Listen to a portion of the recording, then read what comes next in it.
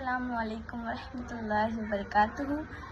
साफ़ सफाई एक ऐसा लफ्ज़ है जिसमें साफ़ सफाई का एहसास होता है।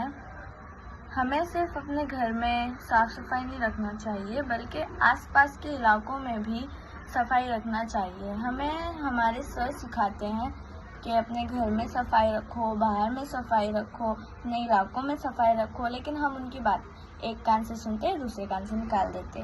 लेकिन हमें ऐसा नहीं करना चाहिए।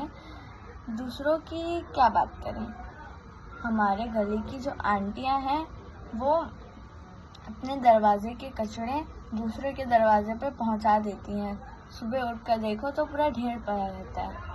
लेकिन हमें ऐसा नहीं करना चाहिए क्योंकि ये गलत बात है। अपने घर का कचरा दूसरे के घर में लगाना बहुत बुरी आदत है। खैर,